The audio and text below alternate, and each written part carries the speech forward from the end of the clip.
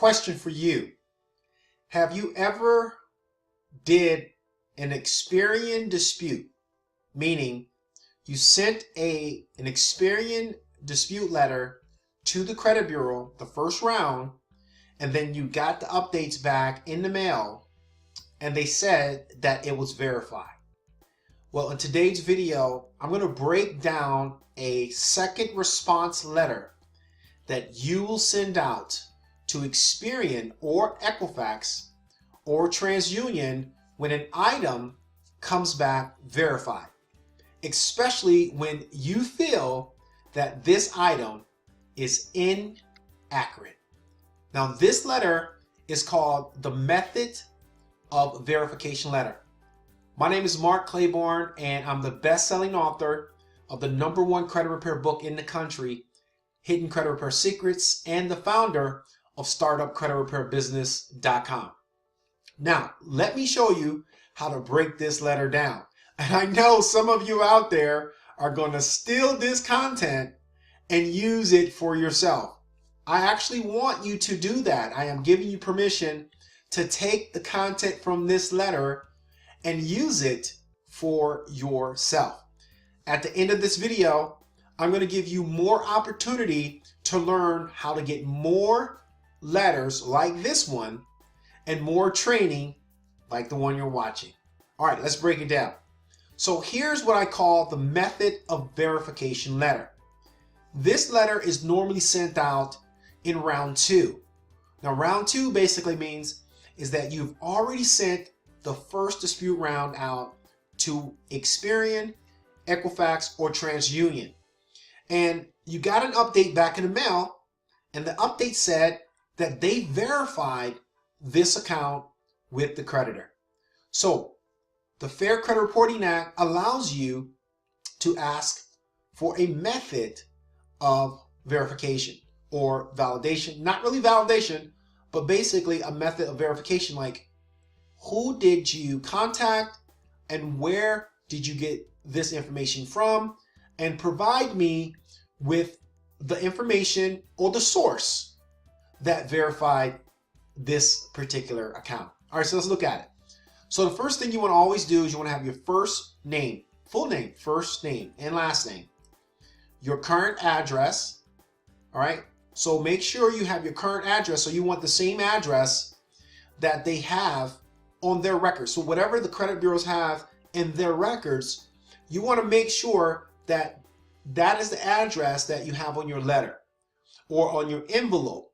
Now, if your address has changed, then you want to provide proof of your new address, right? You want to provide proof such as your license, such as a lease, a utility bill with your new address. Now, if you don't provide this proof when you send in this letter and your address has changed, then the credit bureau is going to send you a stall letter asking you for proof of your new address. And the reason why is because they have your old address on your credit report, like in their database. All right, so you want to put the social security number there, your date of birth.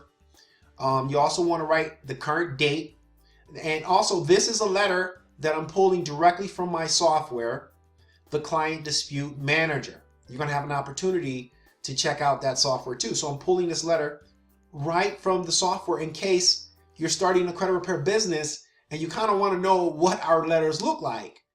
And this is one of the letters. I have about 4 or 5 method of verification letters in the software. So the date, and you just want to keep the letters really, really basic. You don't want to go so deep into the letters. And I'm going to break this down and I'm going to explain to you why we have the language that we have in the letter.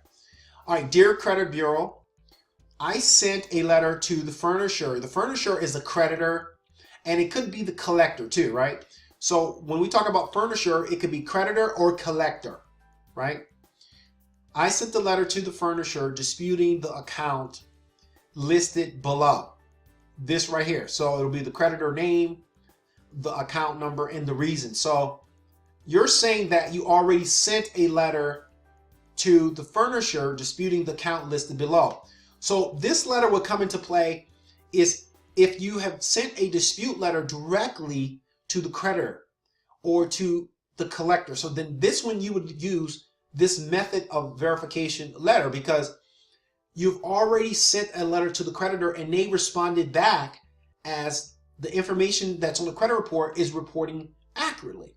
So now you're going back to the credit bureau and now you're talking to the credit bureau because you feel in your heart that the information is wrong, right? So what you're trying to do is you're trying to give the creditor and the collector and the credit bureau an opportunity to fix this before you escalate it to an attorney.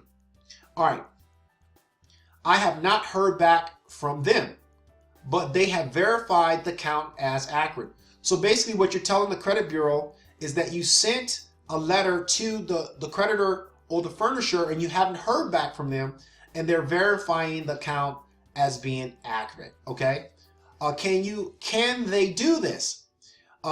Can they do this? Verify any account without providing me with proof that they are reporting it 100% accurate. So you're asking the credit bureau, can the creditor verify an account without providing me with proof that they are reporting the account 100% accurate? I will be sending all the letters to my attorney for review to see if anyone had violated the law. Now, you don't have to use this language unless you really have an attorney involved. Okay, so if you really have an attorney involved, then you want to mention that you will be sending these letters to an attorney to review for any violations. So you want to kind of put the credit bureau on notice that you want to see if anybody violated the law, right? I know your company verified the above account. So, hey, credit bureau, I know that you verified this account. All right. Send me all of the information you used to verify the above account so my attorney can review it for a violation. So what you're doing is you're telling the credit bureau, look, send me the information that you have on this furnisher or this collector that verified this account so my attorney can review it for violations. Again, like I said before, if you don't have an attorney involved, then you don't want to use this language. You don't want to put the word attorney. You just want to say, send me the information so I can check for violations, okay? Please send it ASAP, as 15 days is enough time. So the Fair Credit Reporting Act says that the credit bureau, upon your request, has to send this information to you in 15 days. Now, sometimes the credit bureaus will send the information and sometimes they will not, all right? And that's just the name of the game. And also you want to put FTC or Consumer Financial Protection Bureau there only if you actually file the complaint with the Federal Trade Commission and only after if you really file the complaint with the Consumer Financial Protection Bureau. But if you're not going to CC the Federal Trade Commission or the Consumer Financial Protection Bureau, so then you don't want to really put that there, okay? Again, I hope this quick training video helped you on how to break down the method of verification or method of validation letter.